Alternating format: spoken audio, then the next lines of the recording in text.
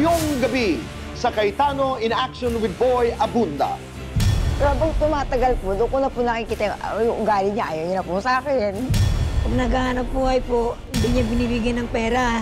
Sinusugal niya po. Tandaan, di kita kaya tanggapin. Nga daw po ako eh. Kaiyan niya, kaiyan ko rin. Magbiyenan, nagtutulungan, magkasama sa isang bahay. Pero medyo nagkakasakitan, medyo nagkakasagutan, may pag-asa pa ba? Nakikipaghiwalay na po ako doon sa boyfriend ko. Kaya lang, ayaw po niya. Hindi ko na po alam yung gagawin ko kasi nagbabanta niya po siya. Papatay niya yung nanay ko, pamilya ko, yung mga kaibigan ko. Yung ginagawa sa'yo is may halong physical, definitely sexual, definitely emotional. Instead of a barangay protection order, you can go directly to the court. Pag violate niya ang protection order na inisyo ng barangay o ng korte, pwede mo siyang ipagtuloy. Sa payong kapatid naman, si Belinda, wish niya katahimikan. Kasi siya po ay isang victim ng violence at naghahanap na siya ng katahimikan. So yan ang Christmas wish niya, peace on earth. So kausapin natin siya mamaya sa payong kapatid.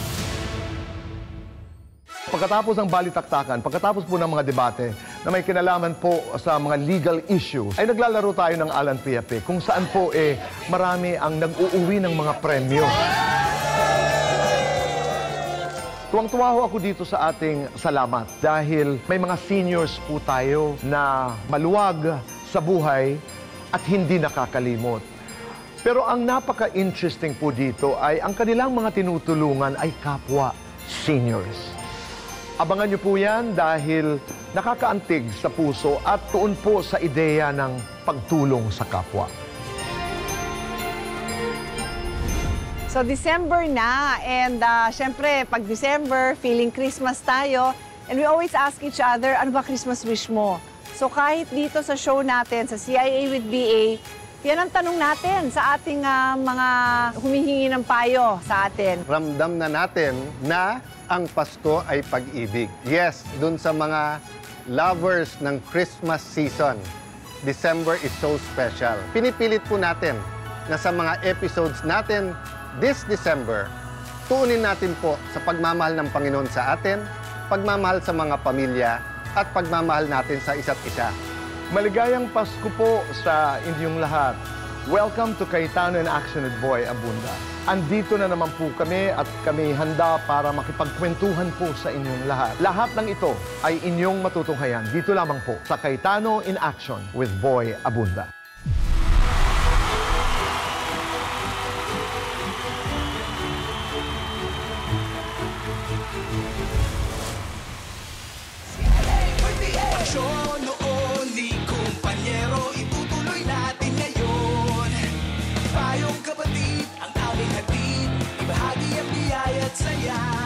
Cayetano in Action with Boy Abunda.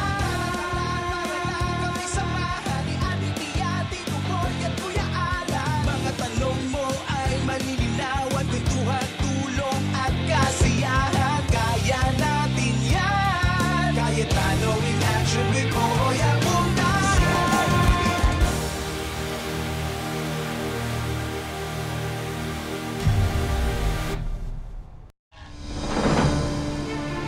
Sa CIA with BA, hatid namin ay aksyon. Nung unang pagdulog ko sa Cayetano in Action, hindi ko naman po ini-expect na ganong kabilis. After po nung nag-guest focus ng CIA, in fairness, kinabukasan, hindi pa rin ako makapaniwala na tapos na yung problema ko. Siguro si Lord nang nagturo. Sige, pumunta kayo dyan.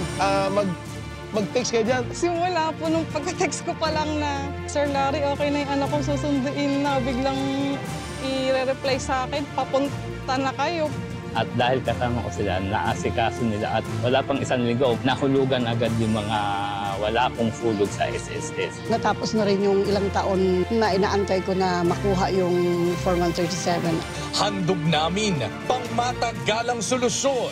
Aside from din po doon, yung binigay sa akin na business na naunang kabuhayan na inumpisahan ko, talagang kinarir ko kinabukasan. Sunod-sunod pa po yung pagbibigay niyo po sa akin ng tulong sa financial, then sa gamot.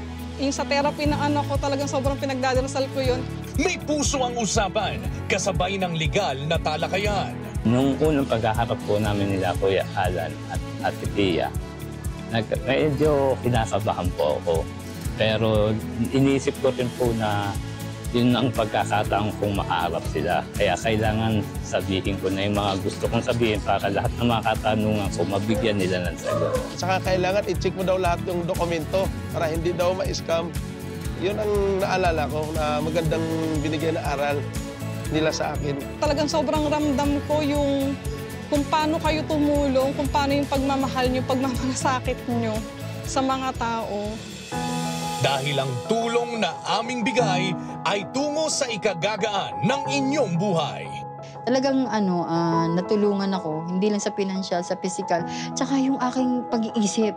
Nawala po yung question na malaking question sa akin na iniisip ko baka cancer, yung mga ganun. Malaki din po ang naitulong talaga ng CIA sa akin. Tahimik na po ngayon yung buhay ko. Sabi ko nga, kahit tumanda siguro ako, kahit tumanda yung mga anak ko, nakakabit na yung pangalan ng CIA. Hindi na mawawala yun.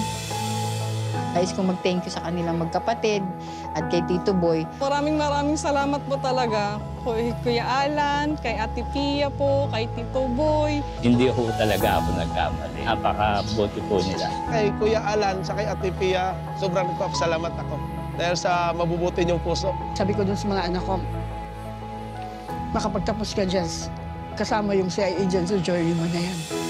Iyan ang serbisyong Cayetano in Action with Boy Abunda. Sana sobrang i-guide po kayo ni Lord. Sobrang i-guide po yung programa nyo na mas marami po kayong matulungan.